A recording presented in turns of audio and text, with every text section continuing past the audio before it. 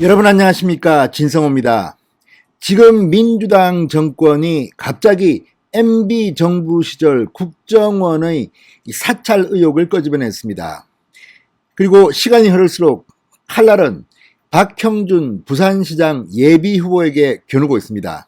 자, 박형준 예비후보가 과거 이명박 정부 청와대의 정무수석을 했기 때문에 당시 국회의원 등을 사찰한 국정원의 그 보고서가 박형준 정무수석에게도 공유됐을 거다, 이런 주장을 하면서 박형준을 공격하고 있는 겁니다. 그런데 이해가 가지 않는 것은 이미 문재인 대통령이 취임했을 직후 이 국정원에 대한 대대적인 과거사 진상조사를 했습니다. 그런데 왜 그때는 가만히 있다가 갑자기 4년이 지난 지금 이 문제를 끄집어내는 걸까요? 더더욱 가관인 것은 지금 박지원 국정원장이 이 문제에 민주당과 공모했는지 여부입니다. 박지원 국정원장이야말로 가장 잘 알 겁니다. 김대중 정부 청와대의 비서실장을 지내지 않았습니까?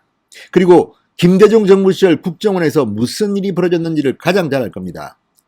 망신스럽게도 신건, 임동원 전 국정원장들 구속까지 되면서 수사를 받았습니다.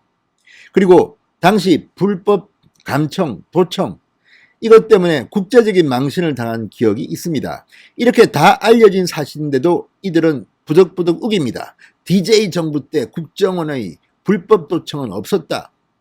이걸 지금 드러나는 겁니까? 바보들입니까?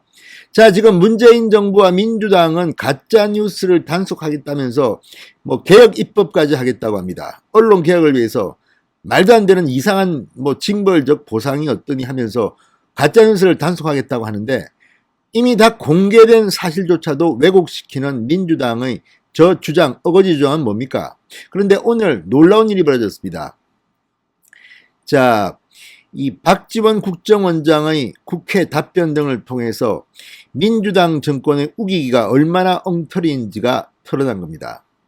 지금 국회 정보위원장은 민주당의 김경협 의원입니다. 국회 정보위원장은 국정원이 소속된 그 상임입니다. 그 정보위원장인 김경협 의원이 오늘 라디오 인터뷰를 했는데 정말 누가 들어도 귀를 의심하는 내용들입니다.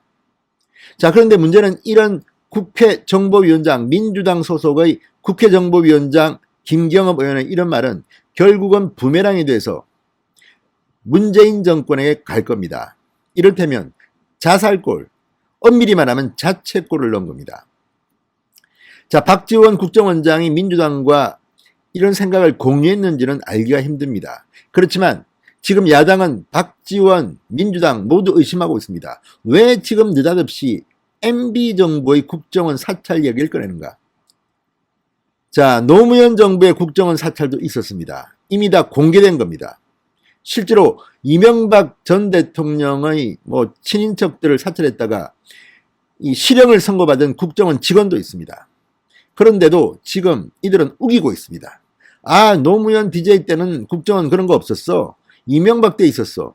그런데 이런 관행적인 사찰 혹은 이 국회, 정부부처, 언론사의 출입, 국정원 직원 출입 제도를 없앤 것은 박근혜 대통령이었습니다. 그런데 이런 이야기를 하면 망신만 당할 것을 지금 끄집어내는 건 뭐겠습니까? 다 했다 하더라도 MB 때도 했을 것이다. 그리고 MB 때 정무수석은 박형준이다. 박형준 너는 부도덕한 사람이다. 이렇게 몰아세우기 위한 게 아니겠습니까? 그런데 지금 부산 민심은 그렇지 않습니다. 저도 부산 출신이기 때문에 부산 지역의 지인들과 소통을 하는데 지금 부산에서 가장 망신스럽게 생각하는 3명이 있다고 합니다. 누굴까요?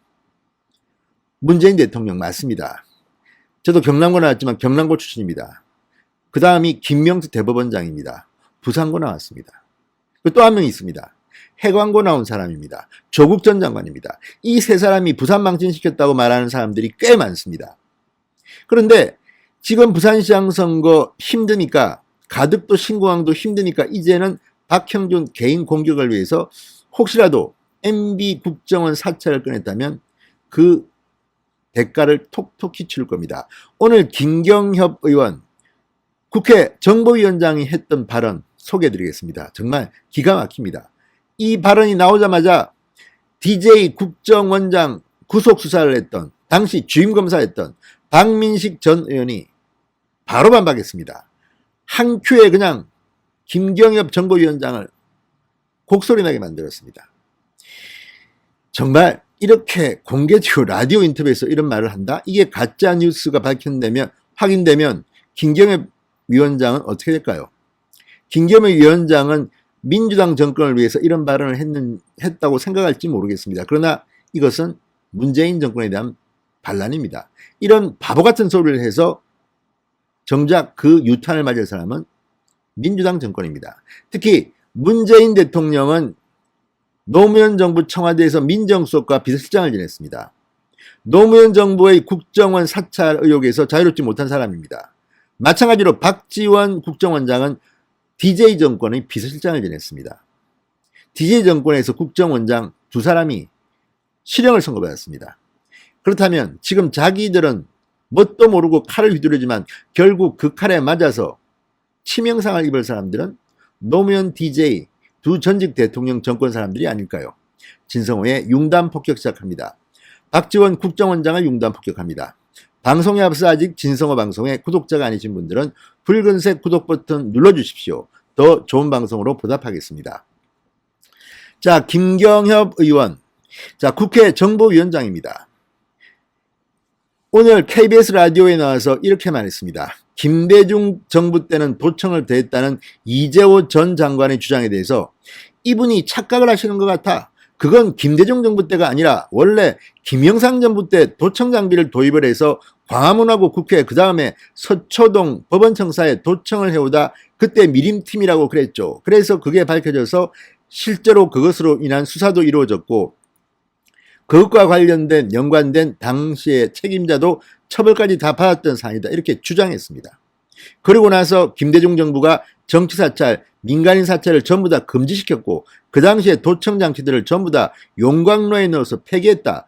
이렇게 지금 국정원은 얘기를 하고 있다. 이렇게 주장했습니다.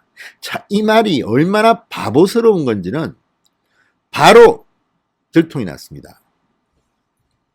자, DJ 정부 국정원 도청 사건을 써있던 주임검사였습니다. 박민식 전 의원이 곧바로 페이스북에 글을 올렸습니다. 더불어민주당 소속 국회 정보위원장의 발언은 지나가던 속아웃을 일이다.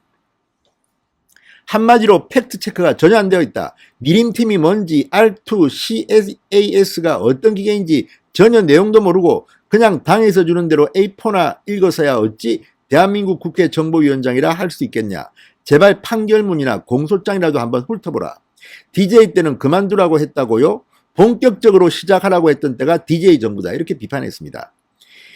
자, 구체적으로도 설명합니다. YS 때는 소꿉장난 같은 불법 감청 방식을 아예 조직적으로 24시간 물 셀 틈 없이 무차별 도청했으니 한마디로 불법 도청의 패러다임을 바꾼 때가 바로 DJ 국정원이다.